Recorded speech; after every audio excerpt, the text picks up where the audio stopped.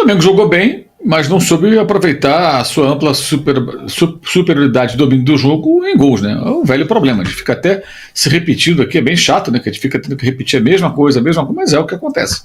O Flamengo ele não consegue tirar vantagem do domínio que ele exerce sobre os adversários, como foi o caso do jogo contra o Vitória. E, pela primeira vez, o Felipe Luiz demonstrou alguma preocupação, né? Quando perguntado a respeito ontem, ele falou que tem que melhorar de fato, ser mais efetivo, aquelas coisas, né? Então... E na passada ele falou que não preocupava, né, Mauro? Exato. Ele minimizou para não criticar os jogadores. Exato. Mas dessa vez não tinha como, né? Não tem como. Depois Cebolinha perder gol, Juninho perder gol, Gerson tem a chance de chutar, chuta fraco, né? O goleiro defende. Pô, não dá. Tudo isso no começo do jogo, 20 e poucos minutos de jogo, chances claras para abrir o placar e para ampliar até. Aí você liquida o jogo e depois você administra. O Flamengo fica sofrendo além do necessário, além do que deve sofrer em certos jogos. Eu acho que é um pouco de cada coisa. Ansiedade, preciosismo, chances que tem para finalizar e que o time não finaliza, procura sempre um toque a mais, isso acontece muito também. Então acho que é um pouco de cada coisa. Acho que está na hora do time ser mais decisivo nessas horas. É pegar e chutar, arriscar. O Wellington Rato, dos raros chutes a gol do Vitória, a bola bate no Gerson, trai o goleiro, o Rossi, e o Flamengo sofre um empate num jogo que dominava completamente. Se o Rato jogasse no Flamengo, ele não chutaria pro gol, porque o jogador do Flamengo não chuta pro gol, né? Só chuta pro gol em condições assim absolutamente favoráveis. E não é assim. Não precisa estar numa condição espetacular para chutar. Abriu, tem que chutar, tem que tentar, tem que arriscar mais. E o time não arrisca. Como, né? O Juninho fez, né? Impressionante. Como o Juninho fez, né? Ele chutou, a bola foi no travessão, mas é uma coisa rara, quase não acontece. E o Juninho também não pode perder aquele gol, chutar daquela maneira. Ele tem que ser mais preciso. Ele é um jogador que está ganhando espaço, ele está tendo oportunidades, pelo fato de jogar naquela posição e existirem também cabizetes até hoje que não se conformam com o fato do jogador ter ido embora do Flamengo. Ele vai sofrer sempre uma certa cobrança excessiva desse pessoal, então ele não pode também ficar desperdiçando chance. Você tem que aproveitar as chances que cria, e ontem ele teve uma chance clara, chutou muito mal. Aí pode ser treinamento, pode ser ansiedade, pode ser tudo. Eu acho que é um pouco de cada coisa. Agora, o caso, por exemplo, do Gerson. O Gerson não chuta no gol. Simplesmente ele não chuta no gol. Para ele chutar no gol tem que ser assim algo excepcional. A situação tem que ser totalmente favorável, e não é assim que o jogo se apresenta. O jogo muitas vezes se apresenta de uma maneira que você tem que, mesmo um pouco desequilibrado, um pouco marcado, sair da marcação, arriscar o tiro, e eles não fazem isso. Então eu acho que esse problema é sério, e o Felipe tem que trabalhar isso realmente com muita cobrança, com muito empenho. A informação que eu tenho, inclusive, é que ele tem cobrado dos jogadores e tem falado sobre isso, mas até agora a coisa não funcionou, né? Não está funcionando. O Flamengo precisa mudar isso aí muito rapidamente, porque tá demais. Ontem era um jogo para ter uma vitória até tranquila, e você vê o Flamengo ganhando o jogo no sufoco ali no final, com um gol no fim, totalmente desnecessário isso aí. Não tinha a menor necessidade de passar por aquele perrengue todo. E isso é grave porque pode custar pontos valiosos. Vamos para as informações urgentes, galera. Justiça concede liminar para o Vasco mandar o confronto com o Flamengo em São Januário. Agora a decisão está nas mãos do rival se realizará a partida no estádio ou não. A juíza do caso aprovou o pedido do presidente Pedrinho a anular a decisão do BEP. Entretanto, a presença da torcida rubro-negra no jogo ainda irá depender de uma avaliação técnica. Gente, vou ser sincero. Eu vou ler exatamente o que uma pessoa do Flamengo me disse em relação a isso. Foram poucas palavras. Eles vão passar vergonha, Venê. Essa milenar não vai prosperar. Gente, o Vasco já tem tudo acertado com o Flamengo para jogar no Maracanã. Para que vai arrumar confusão, entre aspas, para tentar levar o jogo para São Januário? O BEP não vai aprovar isso, e se aprovar, vai ser torcida única, o que é o fim do futebol. Torcida única é o fim do futebol. É feio, é lamentável. Eu espero que o Vasco da Gama não leve isso para frente. Ah, mas o Vasco está sendo prejudicado. Eu concordo que o Vasco está sendo prejudicado. Concordo com isso. Eu acho que o Vasco deveria ter o direito, sim, de mandar o jogo em seu estádio, São Januário. Eu acho que o BEP, sim, deveria garantir a segurança. Mas o BEP não garante a segurança, não aprova. já que o BEP não aprova, que o Vasco joga no Maracanã com 50-50 de torcida e todo mundo vai sair feliz nessa história. É o que eu acho que o Vasco deveria fazer. Qual é a sua opinião em relação a isso? Vamos para outro assunto agora, porque o colega Matheus Leal, jornalista, noticiou: Flamengo mira o lateral direito Vinícius Tobias, ex-internacional e atualmente no Shakhtar Donetsk, para repor provável saída de Wesley. O jogador de 21 anos esteve emprestado ao Real Madrid recentemente e agrada muito o diretor de futebol José Boto. Boto considera Tobias um camisa 10 que atua na lateral direita. De fato, aí é a minha apuração em cima do que o Matheus Leal trouxe. De fato, o José Boto gosta muito do jogador, tanto é que foi ele quem levou para o Shakhtar. Mas nesse momento, pelo que me relataram no Flamengo, eu vou ler exatamente o que a pessoa disse: Boto gosta muito dele, Vene, levou ele para o Shakhtar, mas não pensa nele para trazer para o Flamengo.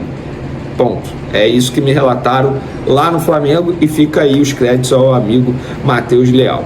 Vamos agora falar de Danilo. O Pedro tem chance de voltar nessa quarta-feira. O próprio Felipe Luiz disse na entrevista coletiva que o retorno do Pedro está muito próximo de acontecer. Eu não vou cravar que ele volta porque eu estaria sendo leviano. O Flamengo ainda tem treino nessa terça-feira para poder se preparar para o jogo de quarta contra o Córdoba da Argentina, jogo no Maracanã. E aí muita gente me perguntando: e o Danilo, Vene? O Pedro pode voltar, mas o Danilo? O Flamengo tem adotado uma certa cautela em relação ao retorno dele aos gramados. Ele sofreu 2 lesões recentemente, musculares, na coxa direita, na parte posterior, no mesmo local, em menos de um mês.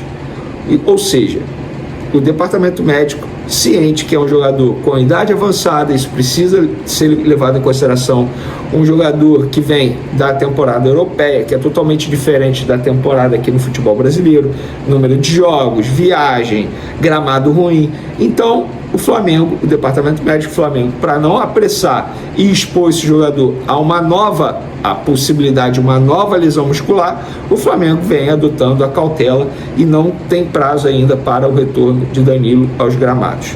Beleza? Estamos trazendo aqui o que eu apurei junto ao Flamengo.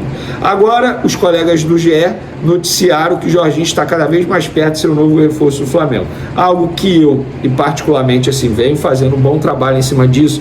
Inclusive, quando muita gente tentou desmentir da reunião dos empresários do jogador aqui no Rio de Janeiro, reunião do jogador por videoconferência com Felipe Luiz, com José Boto, enquanto muitos tentaram desmentir, nós aqui estávamos dizendo a verdade, tal como o colega Paparazzo Rubro-Negro em todas as suas redes sociais, a colega Raíssa Simplício também, e agora o GE trouxe a informação. O presidente BAP aceitou as condições do negócio e o clube acertou os valores com o volante. A bola agora está com o jogador e o Rubro-Negro aguarda retorno para bater o martelo. O staff de Jorginho prioriza o Flamengo, mas não fechou as portas para outras propostas. Por isso, acredita-se que o jogador ainda não deu a resposta final. Com o acordo encaminhado, Jorginho ainda precisará negociar sua liberação com o Arsenal. O contrato vai até 30 de junho, mas as partes não veem problemas em encerrar o vínculo antes para o atleta se apresentar ao Fla antes do Super Mundial. Gente, eu vou ser sincero, pelo que eu venho acompanhando, pelo que eu vi do José Boto em entrevista aqui ao canal Vene Casagrande, a dúvida não é nem se ele vai assinar com o Flamengo, a dúvida é: ele vai conseguir a liberação para se apresentar ao Flamengo antes do Super Mundial? Essa para mim é a dúvida. E caso não consiga, também não vejo o menor problema. Gente, ele está em reta final de temporada, não tem por que apressar para ele ser muito utilizado no Flamengo. Isso precisa ser botado na ponta do lápis para que o jogador não sofra lesões musculares, tal como acontece com Danilo nesse momento. Então não precisa ter pressa. É óbvio que se o jogador ficar à disposição mais rápido para o técnico Felipe Luiz, óbvio que é melhor, mas caso não aconteça e seja depois do dia 30 de junho, nenhum problema. Gente, o Gonzalo Plata chegou em setembro do ano passado, vocês vão se lembrar disso. O Alcaraz chegou, sei lá, em agosto. Gente, calma, não precisa ter pressa. Eu entendo a ansiedade, eu também fico ansioso porque eu considero o Jorginho um baita jogador, mas querer apressar para o jogador jogar logo, encarar o forte ritmo de jogo, de temporada do futebol brasileiro, eu acho furada. Não sei qual é a visão. Segundo informações do jornalista Gustavo Machado, o Flamengo está em busca da contratação de Lucas Paquetá e as negociações já estariam em estágio avançado.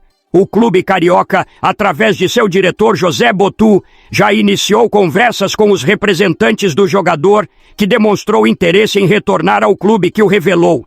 Paquetá teria dado sinal verde para o avanço das tratativas, o que anima a diretoria rubro-negra. O técnico Felipe Luiz é um grande admirador do futebol de Paquetá e acredita que ele se encaixaria perfeitamente no esquema tático que vem sendo implementado no Flamengo. O meia, atualmente no futebol inglês, vive uma situação delicada fora de campo, pois está sendo julgado por suposto envolvimento em apostas esportivas. Apesar disso, seus advogados estão confiantes de que ele conseguirá provar sua inocência e se livrar das acusações que enfrenta. Essa situação judicial acaba sendo um empecilho momentâneo para a concretização da transferência, mas não impede o clube carioca de seguir avançando nas conversas. Felipe Luiz vê em Paquetá uma peça fundamental para elevar o nível técnico do meio-campo do Flamengo e já teria inclusive discutido internamente possíveis funções táticas para o jogador exercer. A volta ao futebol brasileiro e especificamente ao Flamengo também agrada a Paquetá, que mantém carinho pelo clube e estaria disposto a abrir mão de parte de seus vencimentos para facilitar o retorno. A diretoria rubro-negra trabalha com cautela, mas com otimismo, acreditando que a resolução do processo judicial será favorável ao jogador e abrirá caminho para a concretização do acordo. Caso a negociação avance como esperado, Paquetá pode ser o grande reforço da equipe para a sequência da temporada e um nome de peso para as disputas do Brasileirão, Libertadores e Copa do Brasil. Internamente, o Flamengo já estuda formas de viabilizar financeiramente a operação, que exigiria um investimento alto mesmo com a possível colaboração do jogador na redução salarial. A expectativa é que novos desdobramentos ocorram nas próximas semanas, dependendo diretamente do andamento do julgamento. Agora eu quero saber de vocês contratariam todos esses jogadores para o Flamengo? Deixe sua opinião nos comentários. Então é isso, nação, não esqueça de deixar a curtida no vídeo e inscreva-se no canal. Até a próxima e saudações rubro-negras.